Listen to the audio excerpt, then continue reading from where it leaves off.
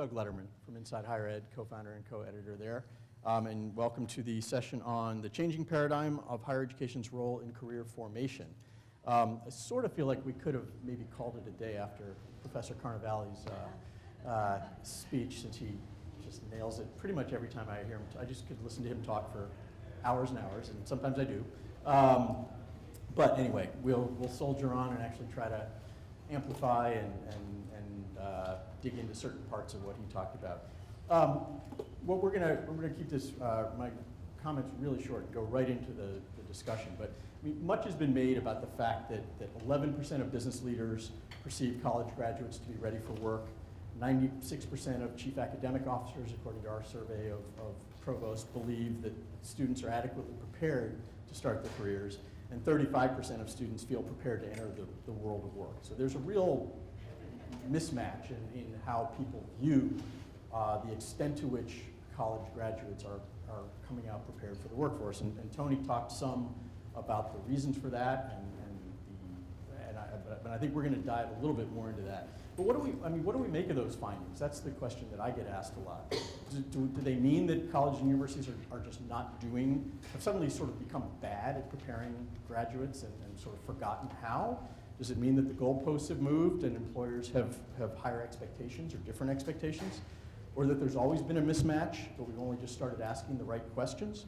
I'm hoping that we can try to shed some light on that. We've got a panel here of business people who are employers and represent employers, and people from institutions. And the goal is to really try and dig into what it is that employers are looking for, and ask the question of to what extent is higher education falling short, and what is happening within higher education to try to address that question. So with me today are four really thoughtful people who are help us tackle this set of questions. First is Scott Fast, to my immediate right, from Innovate and Educate.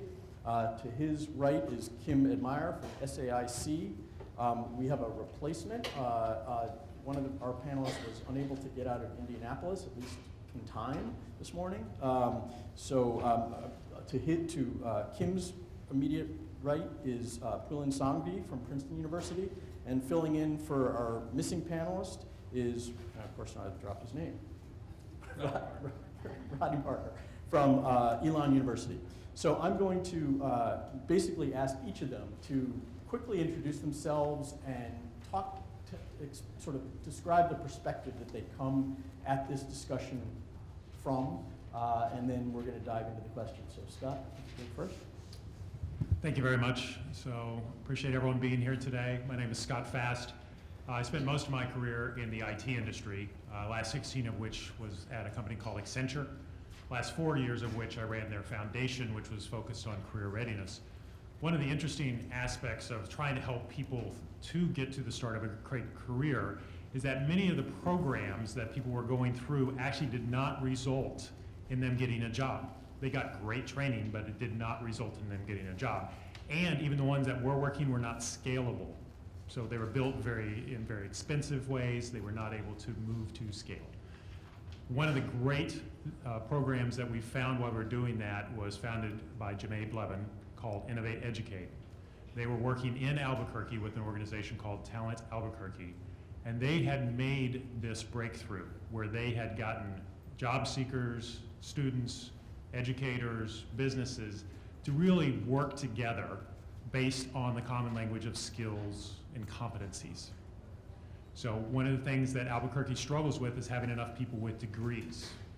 So they had to find an expanded talent pool for them to have a robust economy and to fill the jobs that were there.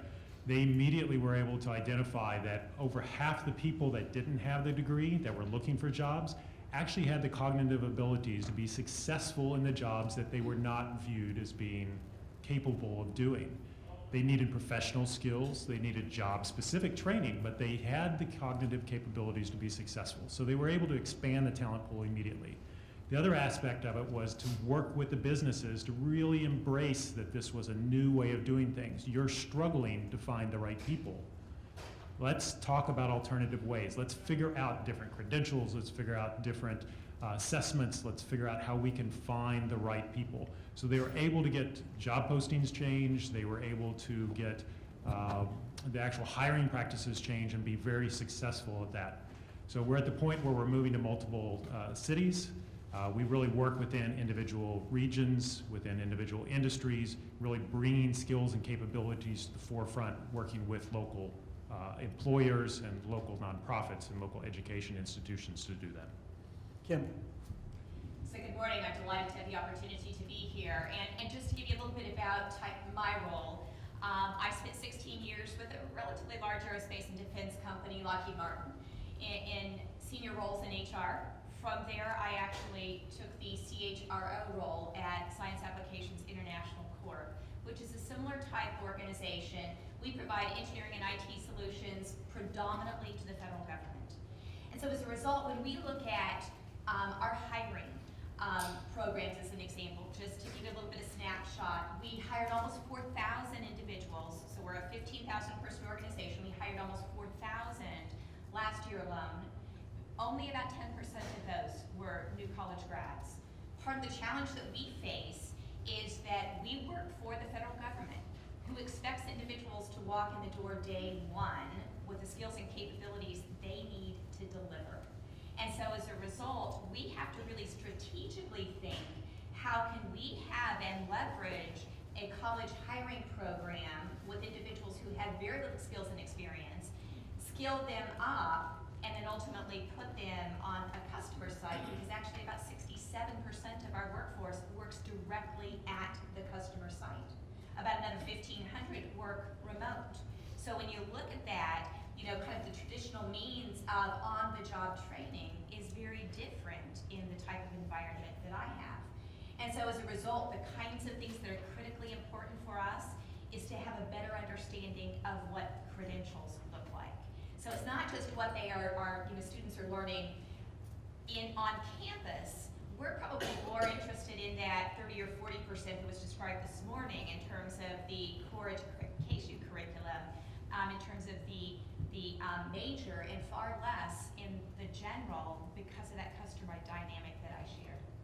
Now, by the way, I'm also the chair for Innovate Educate, which is the organization that Scott represents, and quite frankly, the reason why I've been a part of that organization since its inception is because as an employer, I recognize the criticality of the translation from skills to jobs. So I'll say more when we get to the next questions.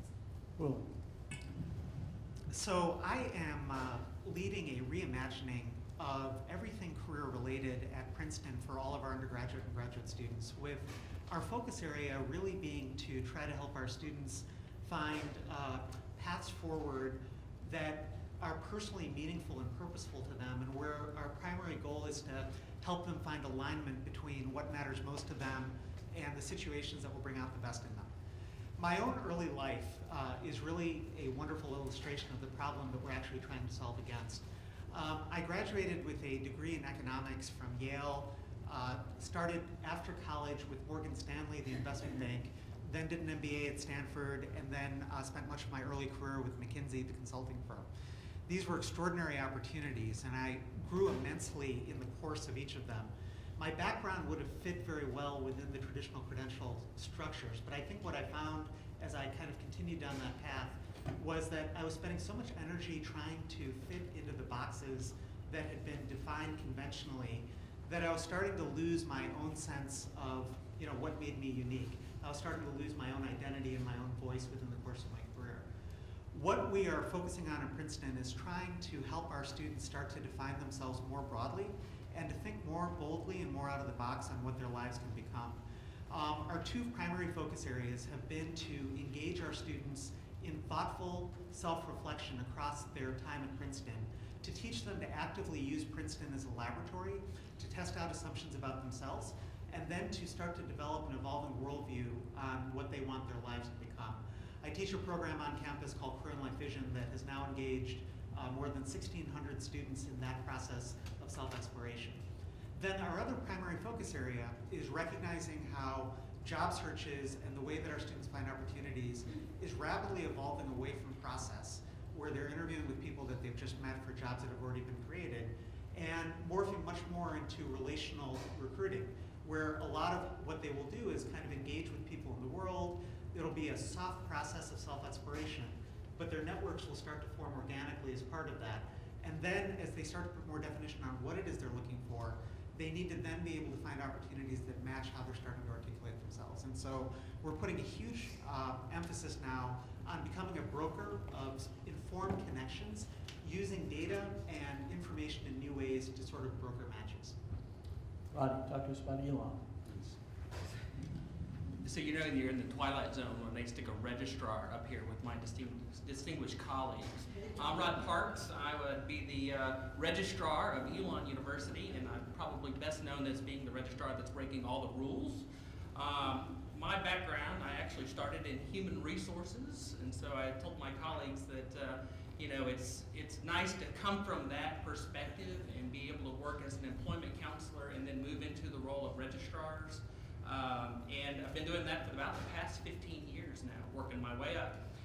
Interestingly, for Elon University, you know, one of the things that we have done, you know, here the past couple of years is really looking at the comprehensive 4-year student experience by combining the academic transcript with the traditional co-curricular experiences that Elon had tracked for the students since 1994. And basically giving it a registrar's flair, we were able to combine those two documents together into one PDF and then do some research on that and see what employers said about the new combined academic document. And the research was very positive. It's actually coming out in College and University in the next publication. The research was very positive for employers. They said, yes, we love this. We want to see more. This is exactly what communicates more depth to what the students, you know, frequently tell us, but, you know, we're able to actually see it verified by the institution. Interestingly, too, is feedback from the students themselves. As we began to produce these documents and students began to see them, the most common response we got from the students is, I had no idea I did all this at Elon, which is part of the problem, is not being able to really talk through and critically reflect on those experiences. And so as Elon, you know, began to build these tools, we are now on the threshold of taking it a step further and launching what we call, you know, the Elon Visual Experiential Transcript, which will now communicate more effectively to employers using a graphic transcript versus the traditional text-based transcript. Great. So, so we talked briefly, and Tony talked about it some too, this meme that colleges and universities are not producing graduates with the competencies, to use his word, that employers want. So I guess from your perspective, is the critique accurate, legitimate first? If so, does it reflect an actual decline or in the competencies or skills of graduates, and therefore some underperformance by the institutions that are producing them? Is it changing expectations on the part of employers? Is it both? And I guess lastly, it's a complicated question, but is the problem, is it an actual lack of, is there a shortfall in competencies, or per some of the stuff that Rod just described, is it about communication and how well people are able to identify the competencies that the graduates have? So that's a complex question, but I think it's a complex issue. So why don't we go in reverse order? Maybe start with Rod. I'd say, you know, I mean, you kind of heard what I said a minute ago about students not being able to really talk through that comprehensive 4-year experience. But more than anything, registrars, you know, have been, I think, you know, we've taken a very slow road to changing the transcript over the years, and we're very protective of that academic document. And you think about what tools does the student really have that they can use to really reflect on that 4-year experience and communicate to that employer. And the degree audit and the transcript really do a poor job of that. And so if you think about it, if we were to create the necessary tools that really bridge that experience and allow the student to reflect on that experience, then they're able to take that reflection and move it into the career, you know, into employers and move it into, the career perspective. And so I think that's really the goal that we've been focusing on for our time. So, working within the context of a liberal arts university, it's been really interesting for me to watch the national dialogue starting to evolve on sort of skills. And often, that dialogue on skills is often brought out as almost like a dichotomy between STEM majors, engineering majors, versus things like philosophy or anthropology.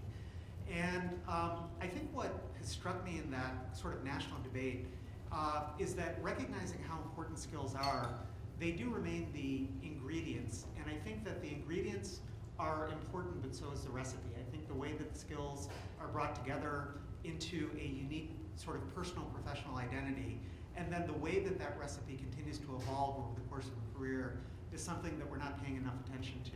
So as I've sort of thought about what I think the liberal arts brings value to, it is that process of critical thinking, asking questions, challenging assumptions, which we assert people can take and turn back onto themselves.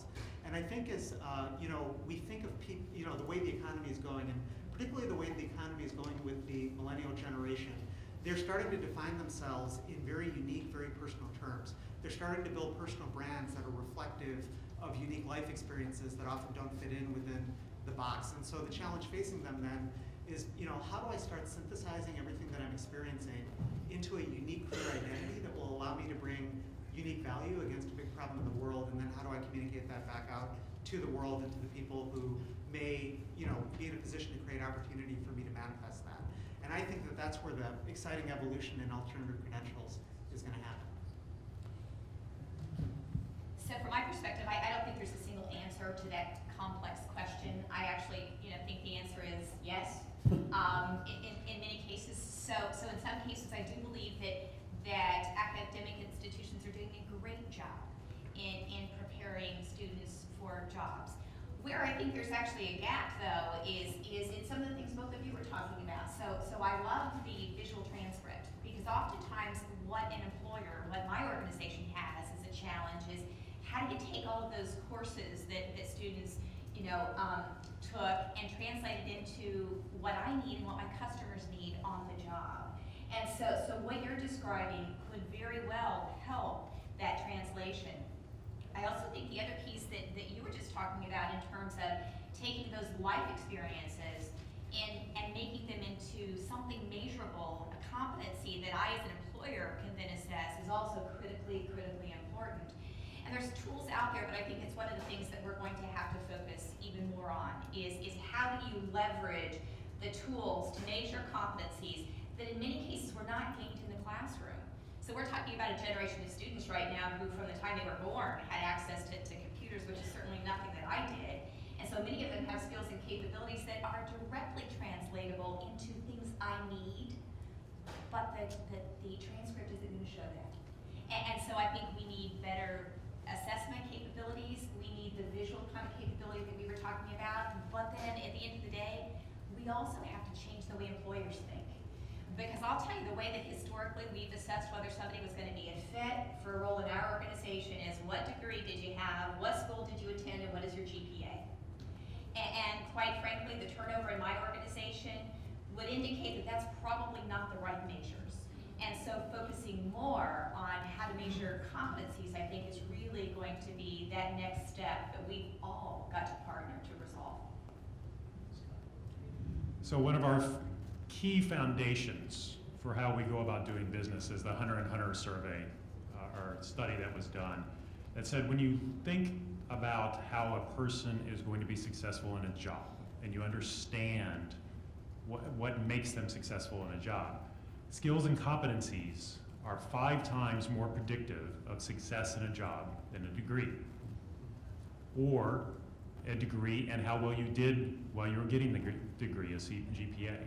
From a job perspective, if we're talking about businesses concerned about graduates, we're all talking about the wrong things. We're talking about degrees, locations, GPAs, when we should be talking about skills and competencies. That 40% hopefully builds a tremendous amount of occupation-specific competencies, and we hope that they're actually the right ones. But right now, the language is not effective. Business and educators are not effectively working together to define what the skills and competencies are.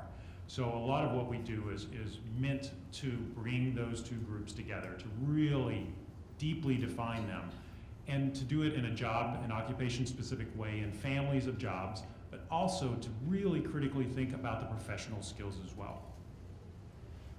There are very few assessments, there are very few rubrics that occur in education related to what kind of professional skills does this person have, and are they ready?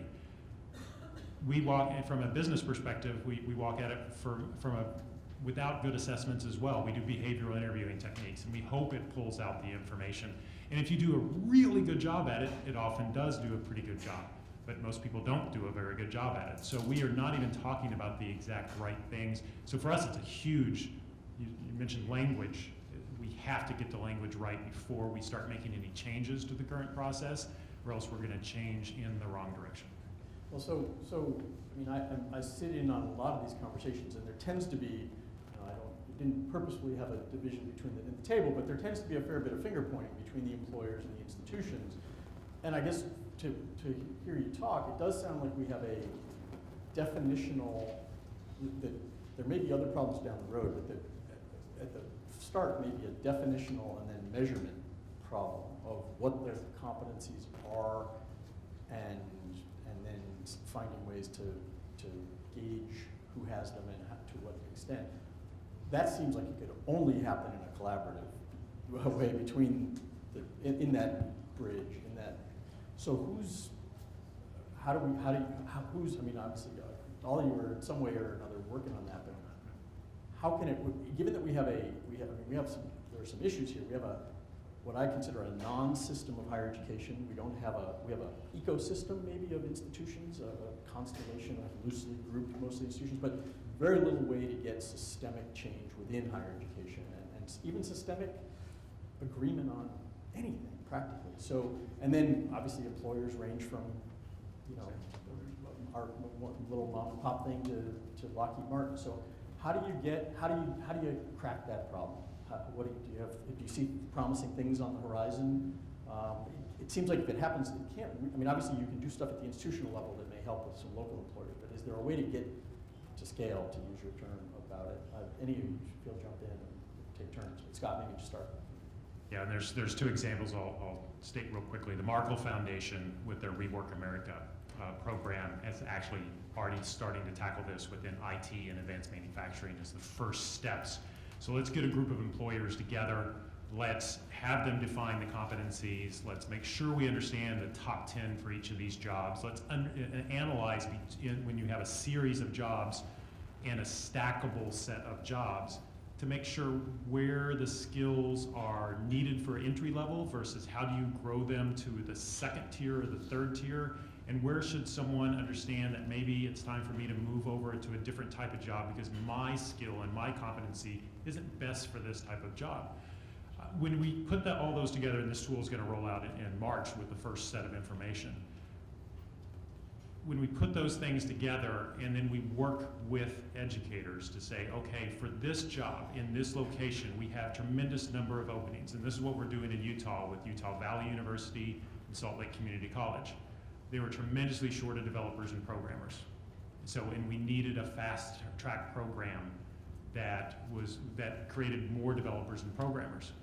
If you start with businesses and educators sitting down and saying, these are really the skill sets that are needed. Here's the soft skills that are needed. Here's the hard skills that are needed. And at that point, it was even what programming languages are important to learn. We often teach a whole variety of skills, hoping that one of those is the right one that will get this person a job or help them be successful in a job. When we start and say, we know that these are the skills they need, and oh, by the way, the programming language in this case was Java, and the web development program is JavaScript, there's no reason to teach a whole bunch of different things. Let's go deeply into the right skills. And let's line up employers at the end that are helping inform, helping mentor, helping recruit people into these programs, and are ready to hire them as soon as they step out. So when you put all those together and you put it together in a very flexible way, because some of these people that are taking the courses are coming from the companies. Maybe they were in a very entry-level job and didn't have a 4-year degree, and now they're going to move over into IT. Let's make sure that we work all this together. We have flexible, we can break down the programs and we put them back together. These are 4-credit programs. They were able to do this by modifying existing 4-credit courses and putting them together a new way. Simon, and then back to Julian. So I think that we sometimes tend to frame the question we're looking at in the wrong terms. I think that we sometimes tend to think of universities as producing a product, which is the graduates who are going to enter the economy, and we sometimes think of employers as being the consumers of that product. And I think what we lose sight of is that we're dealing with individuals who are complex, multidimensional, unique, and where each of them has a sweet spot, where if the best of them has a chance to come out and manifest against what they're doing, magic will start to happen. As I think about what I would most want for our students, it would be to think broadly and uniquely in a very personalized way about what defines them. And then I would want them to go into the work world and start asserting that sort of burgeoning identity onto the jobs that they have. It is important that new graduates learn to fit within the organizational structures they're part of. They learn to kind of work within the lines that define the jobs that they have. But I think it's also important for them to be proactive and intentional in continuing to shape both the jobs that they have as well as their own professional identities so that they keep evolving. Because I think the greatest risk to our students in this economy is that they become ossified in a set of skills. And as the economy continues to evolve, skills need to evolve with it, as do the identities of the people that are manifesting those skills. And so I think the real risk with transcripts and a very traditional way of looking at what defines a person's performance in college or whatever is that it tends to start to get people to think in very narrow and limited ways about what defines them professionally.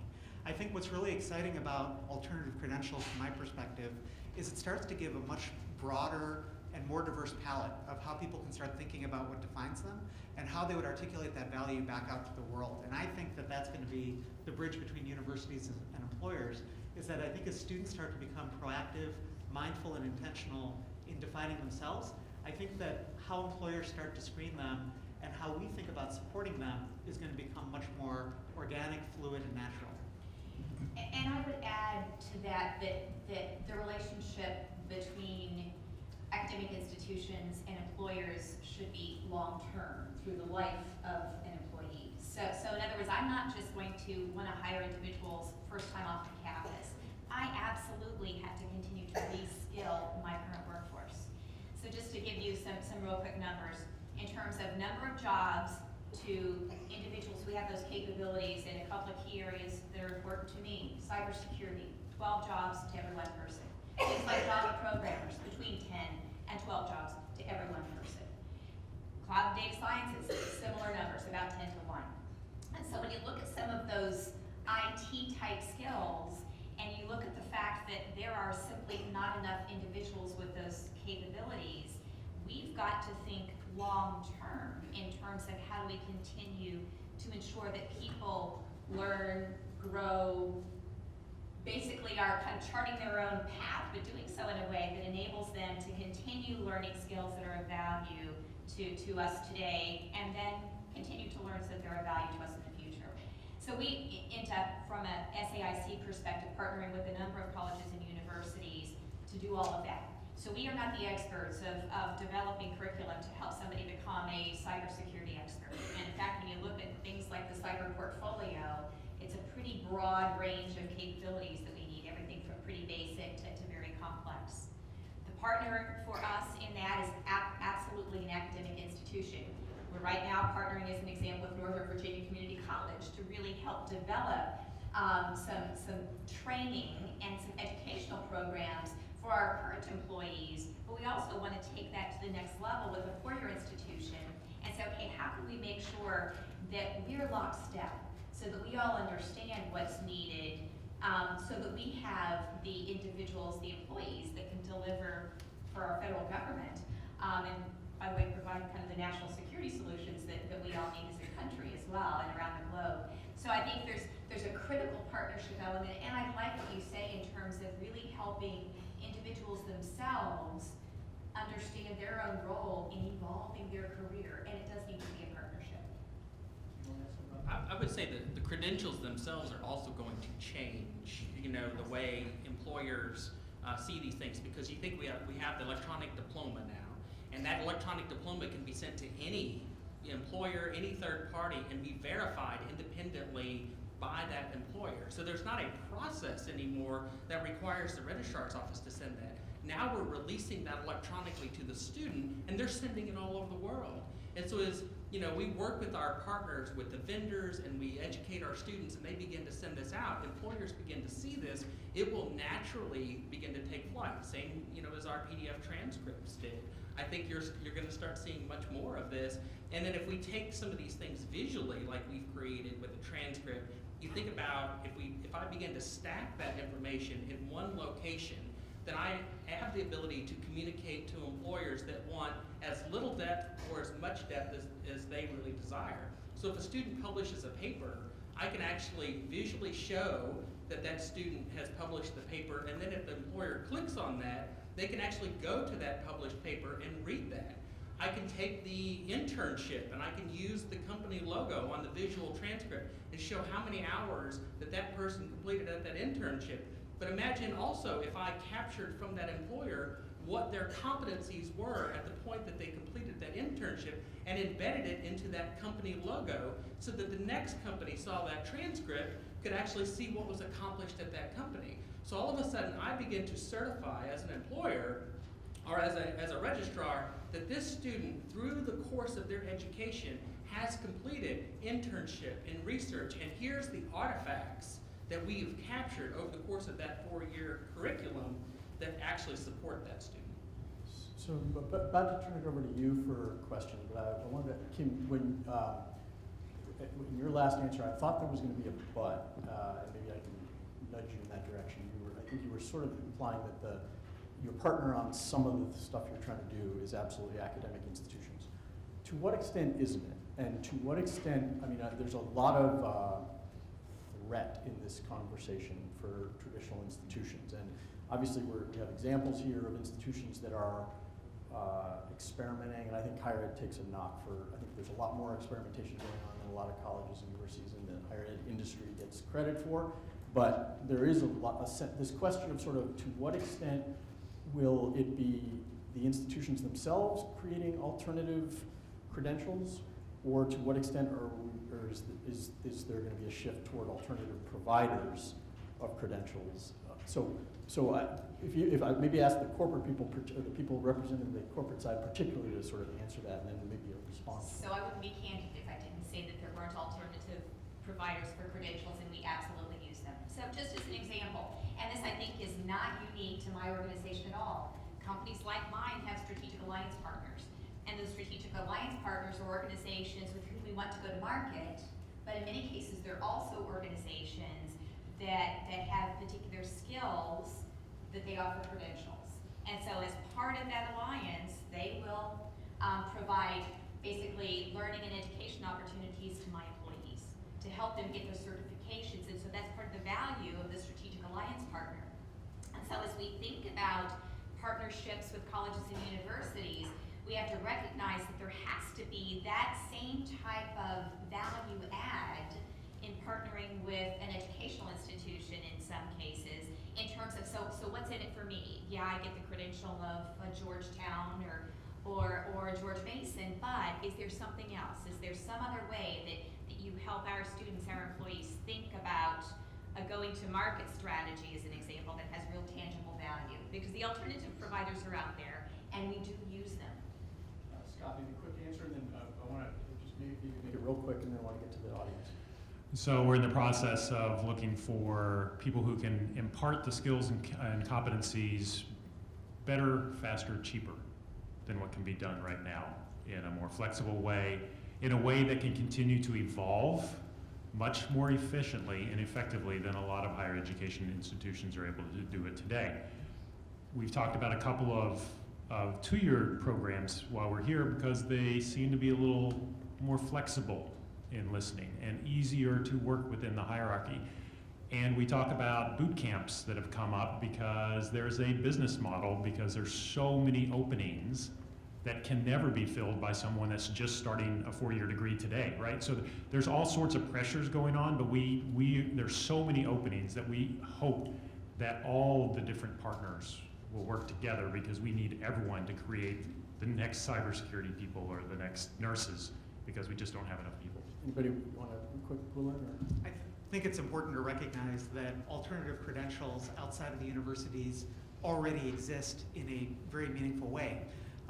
Each of our students will have Google search results and Facebook profiles and LinkedIn profiles, perhaps Twitter profiles that will be impactful on how they're evaluated for the work that they do. So I think that from our perspective, I think this is less about trying to sort of own the credentialing system as much as it is about now teaching students to thoughtfully use all the different ways that they present out to the world, to start to use them thoughtfully and mindfully to weave the story and start to frame the narrative that they want to frame for themselves.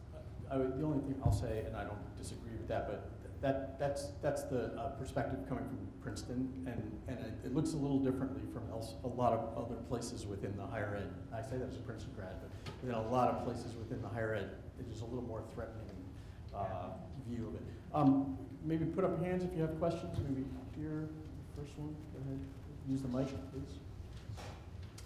Hi, Larry Roth from the Education Design Lab.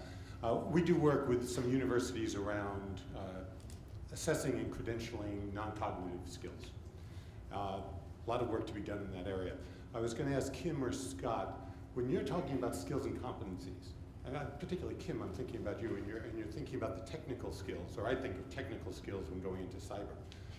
What else do you look for on the non-cognitive side, the problem solving, collaboration, those kind of things? So we look for problem solving and collaboration.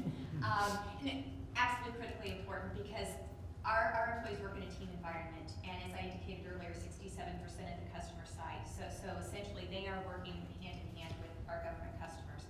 And the types of work that we do is really off the charts many times in terms of innovative and kind of leading edge type technologies. So as a result, we've got to have individuals who do indeed have strong communication skills, strong problem solving skills, strong analytical skills, the ability to partner, the ability to work independently. All of those types of things are critically important. And so that's one of the things, though, or those are some of the things that are in many cases a little bit harder to measure. But basically we can know their effectiveness by whether somebody is actually good on the job. One critical addition from the Markle Foundation was learning how to learn, which everyone coming out of a higher education institution hopefully already has that. But the industries are changing so quickly these days that you're going to have to retool yourself many, many times over and have to add new skills. So you have to be able to pick up new skills quickly. Learning agility. Learning agility. Questions here? Go ahead. My name is Don? Yep. My name is Josh Lewis. I'm a director on the board of directors of Parchment, and I'm involved in the education industry from a variety of other roles. A comment and then a question. I'm afraid they're not entirely related. On the comment, just an observation. I'm in my 50s. I'm a venture capitalist. I do all kinds of different things. I've seen all kinds of different careers progress. It's fascinating to me that this great focus on cognitive skills, skills premium, return to skill, I totally understand it. I think we ought not to lose sight of the fact that in professions, what starts to separate wheat and chaff over the years is not cognitive skills. It's actually the non-cognitive skills. So fascinating, difficult to measure, difficult to grapple with. To my question, you've said in a couple of different ways today that in ages past, the brand of your higher ed institution or your educational institutions is a proxy for quality of your your quality, and your degree is a proxy for capabilities and competencies. To use Tony Carnevale's language, the market is starting to kind of attack that monolith and maybe break it down. I'm wondering in that context how competency-based education starts to look to you all. Let's maybe start with the two institutional people. Well, I think for me, and for Elon, one of the things that we are, really beginning to move on, one of the things that we've got on the horizon is, a new semester on design thinking, where we're able to capture that both academically and co-curricularly, but through that, we're able to have those assessments that get captured and then exported and displayed in a way that could be useful to an employer. So I know that, you know, that's definitely something that we're focused on and trying to do. I don't think it's an easy process by any means, but I think that that's definitely going to be the future, you know, to show more of that. Cool. I think I would totally agree with the premise that institutional branding and degree branding is less relevant today than it's been at any time in previous history. And I think that places like Silicon Valley have really, I think, pushed the envelope on how that can emerge. And it's interesting as competency-based education is kind of finding its feet, as it's finding its voice. It's in a sort of entrepreneurial stage where people are trying to figure out what this is going to look like and what it goes, what it goes forward to into the future. I think that a couple of things that are going to be ongoing tensions or challenges, not insurmountable, but just have to be kept in mind. One is that rigor is going to remain important. I think the one thing that academic programs have is very thoughtful structure around rigor, so there is a common standard, and I think that competency-based education has to find that. And I think the second thing that I think is really important is that I think we're moving past a time when your education happens in your late teens and your early 20s, and then you're done, and then you just work for the rest of your life. I think that that kind of continued commitment to lifelong education and renewal of competencies is going to be important, and for us as a society to find the mechanisms for that is going to be important. Probably the last question here. I'm Beth Harper from Northern Virginia Community College. I want to pursue the idea of soft skills demonstration and measurement a little bit more with you. It's very easy, or relatively easy, to measure and document hard skills, those technical competencies. Kim, you made the comment that some of those soft skill, either talents or deficits, don't show up until a person is on the job. We've traditionally relied on our liberal arts general education curriculum to instill those soft skills with the illusion, perhaps, that employers would recognize that if you got A's in your English courses, you know how to communicate. Doesn't sound like that's working too well for us. How would you suggest we go about trying to, we can identify, but how to document, to measure those soft skills so that you have the information you need up front and you're not waiting until you get the brilliant technician on the job who can't talk to anybody or who can't work in a team? That is a great question. I would love to partner with you on an answer. We would love to partner with you on just about anything. Because candidly, it is oftentimes very hard. So I will tell you, my former company, we actually started a IT apprenticeship program in partnership with a couple of different educational institutions around the country. And what we discovered is what we thought and what they thought were coursework that prepared and assessed students' soft skills still wasn't working. So when we got individuals in the door, we still had to offer, you know, kind of our own internal programs on some basic things like showing up for work, like, you know, how do you respond to you know, an email that's appropriate and so on. So I don't yet have a real good sense of how to measure it, but I do know that there's a real opportunity to partner. Scott may have some better insight. A couple of things to add there. First of all, we all need assessments to help someone understand where they are. Not necessarily to keep them from doing something they want to do, but to really bring to light when we talk about communication and problem solving. So all things that they have learned throughout their academic career, but it looks different in the workplace than what they were taught. So for us to start with a rubric even, let's work together to understand what are the components of communication that are important in the workplace. What's a component for them, for their life skills to be successful. And let's all, starting from that, work together to embed those type of feedback. So at some point through their academic career, some caring adult is helping them understand where they are versus where they need to be. That's exactly the journey that we're on right now. So we're looking, if someone has a rubric on communication and problem solving, please come up here.